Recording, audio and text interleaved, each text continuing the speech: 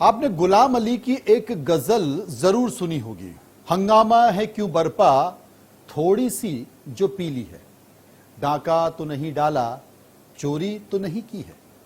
हम ऐसा इसलिए कह रहे हैं क्योंकि मध्य प्रदेश में मधुशाला को लेकर घमासान मचा हुआ है।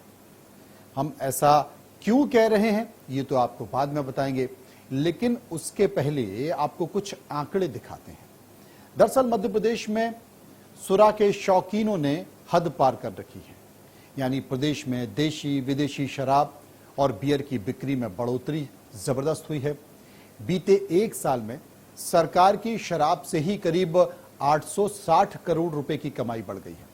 इस साल अब तक सरकारी खजाने में 10,380 करोड़ रुपए आ चुके हैं। मध्य प्रदेश में शराब की खपत की बात करें तो साल 2021 में देसी शराब की खपत 899.1 लाख लीटर हुई है, तो वहीं साल 2022 में देसी शराब की खपत 1020.38 लाख लीटर हुई है। अंग्रेजी शराब की खपत साल 2021 में 420.65 लाख लीटर हुई है। 2022 में अंग्रेजी शराब की बढ़कर 471.03 लाख लीटर हुई है। बात बियर की करें तो मध्य प्रदेश में साल 2021 में 840.77 लाख लीटर की खपत हुई है। 2022 में बियर की खपत 962.81 लाख लीटर हुई है। मध्य प्रदेश में बियर का भी क्रेज बढ़ा है। 2020-21 के मुकाबले 2021-22 में 50% तक अधिक खपत हुई है। इस फहरिस्त में सबसे ऊपर नाम इंदौर का है, इसलिए क्योंकि यहां पर खूब पी जा रही है। यहां 85% शौकीनों ने बियर का लुत्फ उठा लिया है। इसके नक्शे कदम पर चलते हुए ग्वालियर, बुंदेलखंड, बघेलखंड और आदिवासी जिलों में देसी और अंग्रेजी शराब के साथ ही बियर की खपत बढ़ी है।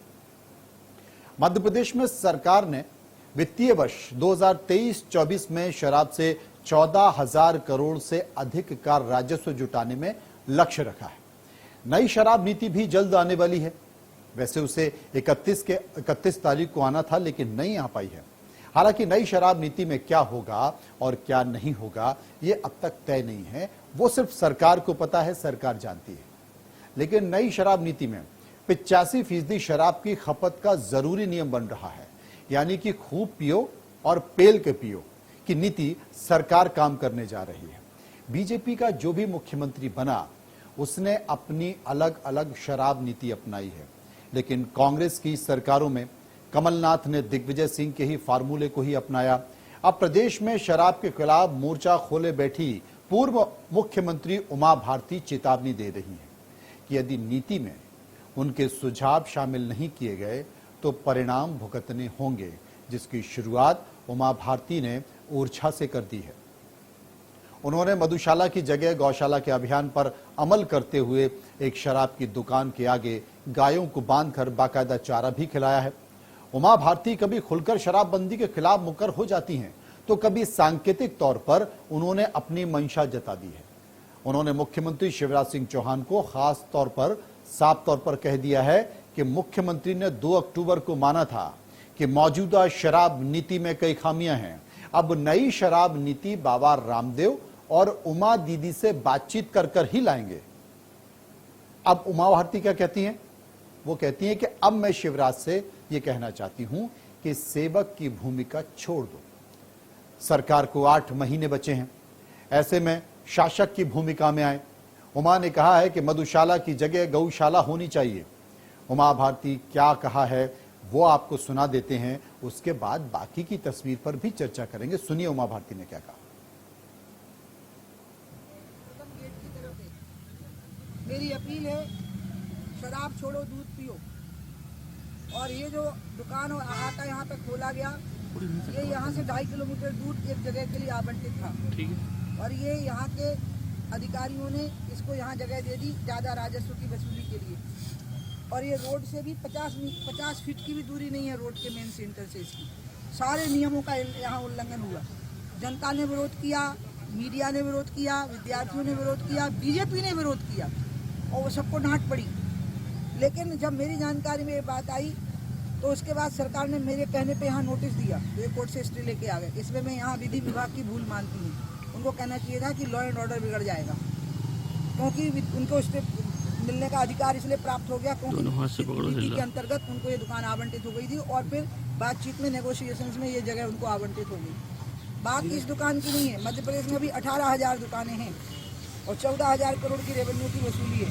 मैंने जो 4 परामर्श दिए हैं, 5 कि शिक्षण संस्थानों से 1 किलोमीटर की रेडियस की दूरी, सभी धार्मिक स्थानों से आधा किलोमीटर की रेडियस की दूरी, सभी मजदूरों की बस्तियों से आधा किलोमीटर की रेडियस की दूरी, और अहाते तो बिल्कुल होने नहीं चाहिए क्योंकि यातायात के नियमों का उल्लंघन है शराब पी के गाड़ी चलाना या सड़क के ऊपर चलना। और अदालतों और अस्पतालों से भी आधा किलोमीटर की रेडियस की दूरी। मैंने इसमें एक भी बात गलत नहीं कही, और इसमें 14,000 करोड़ रेवेन्यू की हानि नहीं है, इसमें 1,000-1,500 करोड़ रेवेन्यू की हानि है। और इस वजह से कितने लोगों के जीवन बर्बाद हो रहे हैं, कितनी महिलाओं का सम्मान संकट में पड़ रहा है। इसलिए ये दुकान अकेली नहीं है, ये 18,000 हैं ऐसी पूरे मध्य प्रदेश में, जो पूरे प्रदेश के भविष्य को झोंक रही हैं और मध्य प्रदेश को शराब के नशे में बहा देंगी। ऐसा संदेश दे रही है। कब तक बनी रहेंगी और ये? थोड़ी देर जी, क्योंकि मैं कोई दिखावा थोड़ा ना करना चाहती हूँ। एक संदेश दिया है, शराब नहीं दूध पियो। दूसरा संदेश है, गौ समाज की जिम्मेवारी है और शराब सरकार की जिम्मेवारी है। गौ की सेवा समाज करे और शराब पर नियंत्रण सरकार करे। तो यहाँ मधुशाला भी है और यहाँ गौशाला भी है, लेकिन नई नीति में अगर ये जगह नहीं हटी तो फिर सब चीज़ें मेरे हाथ में होंगी, फिर मेरे को जो मन आएगा वो करूँगी। अब सवाल उठता है कि क्या उमा भारती सही में प्रदेश और प्रदेशवासियों का भला चाहती हैं? क्योंकि उमा भारती जो मुद्दे उठा रही हैं वो सही में जन सरोकार से जुड़ा हुआ है। सही में शराब लोगों को नुकसान पहुंचाती है। शराब ने कई घरों को बर्बाद कर दिया है, परिवार टूट रहे हैं, परिवारों में आपसी तनाव बढ़ रहा है। उमा भारती का ये कदम तो राज्य के लोगों के हित में है, तो क्यों बीजेपी में खलबली मची हुई है? क्योंकि उमा भारती लगातार प्रदेश में सक्रिय हैं, कहीं शराबबंदी के मुद्दे पर, तो कभी पेड़ों की कटाई के मुद्दे पर, तो कभी प्रहलाद लोधी के मुद्दे पर। हर बात पर उमा भारती अपनी सरकार को आईना दिखा रही हैं। अब सवाल उठता है कि उमा भारती का मध्य प्रदेश की राजनीति में लगातार सक्रिय होना क्या दर्शाता है? क्या इसके पीछे कोई राजनीतिक महत्वाकांक्षा है? हम ऐसा इसलिए भी कह रहे हैं क्योंकि इसी साल के आखिर में मध्य प्रदेश में विधानसभा चुनाव हो रहे हैं। उमा भारती अपनी उपस्थिति मध्य प्रदेश में ठीक से दिखाना चाहती हैं। वो बताना चाहती हैं कि वो उमा भारती हैं, क्योंकि सत्ता और संगठन ने मिलकर उन्हें अलग थलग कर दिया था। पिछले कई दिनों से सत्ता में बैठे लोगों ने उनका ठीक से हालचाल भी नहीं पूछा है। इसलिए उमा भारती एक बार सत्ता और संगठन को अपनी अहमियत बताना चाहती है। मैं आपको पीछे ले जाना चाहता हूं। उमा भारती जब मध्य प्रदेश की प्रदेश अध्यक्ष थी, वो ऐसी पहली नेता हैं, कुशाभाऊ ठाकरे के बाद, सुंदरलाल पटवा के बाद, कैलाश जोशी के बाद, लखीराम अग्रवाल के बाद, जिन्होंने सेकेंड लाइन लीडरशिप तय की है। आप जबलपुर के सांसद की बात करो, आप होशंगाबाद के सांसद की बात करो, आप सतना के सांसद की बात करो, आप प्रहलाद पटेल की बात करो, विधानसभा में कई विधायकों की बात करो। उन्होंने चुन चुनकर कई लोगों को लाया, विधानसभा में टिकट दिए, लोकसभा में सांसद दिए, और आज वो सेकेंड लीडरशिप के नेता हैं। लेकिन बड़ी बात यह है कि उन्हें उमा भारती को पार्टी ने किनारे कर दिया।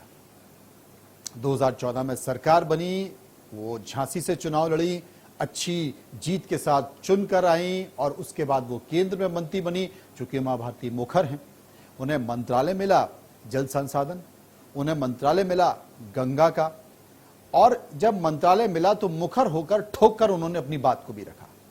क्योंकि आजकल तो अधिकारियों की चलती है ना, अधिकारी जो कहें न खाता न बही, ब्यूरोक्रेसी जो कहे, अधिकारी जो कहें वही सही।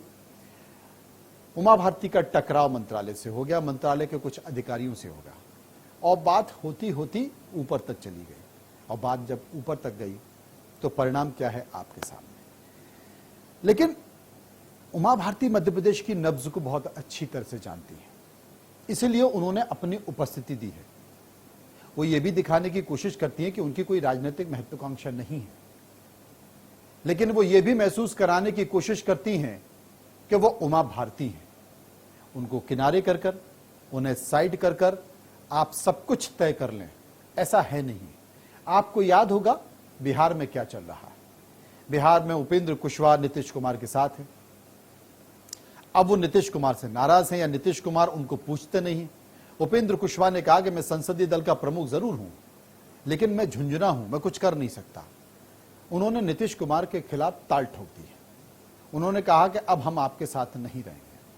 नीतीश कुमार कहते हैं कि जाना है तो जाएं, रोका किसने है?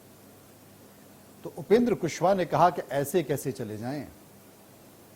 आप पूरी थाली ले लोगे और हम आपको दे देंगे और हम ऐसे ही छोड़ के चले जाएं, हम अपना हिस्सा लेकर जाएंगे। तो जनाब, सबसे बड़ी बात है कि सब कुछ बम बम है, पूरी पार्टी मजे कर रही है। मुझे लगता है करीब करीब 20 साल हो जाएंगे।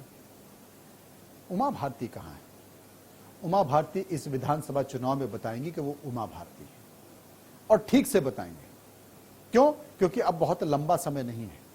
या तो उनकी पार्टी पूछ परख कर ले, और या फिर दो हाथ कर ले। दोनों में से एक होगा। इंतजार सभी को, लेकिन अभी उमा जी 2 कदम आगे बढ़ा रही हैं और 1 कदम पीछे कर रही हैं। अब उमा जी बीजेपी के साथ खेल रही हैं, सरकार के साथ खेल रही हैं, या बीजेपी और सरकार उमा भारती के साथ खेल रहे हैं, वो दोनों आपस में बैठकर तय कर लें। लेकिन ये खेल बहुत लंबा चलेगा नहीं। एक ऐसा वक्त आएगा जब लकीर खींचेगी, और लकीर खींचेगी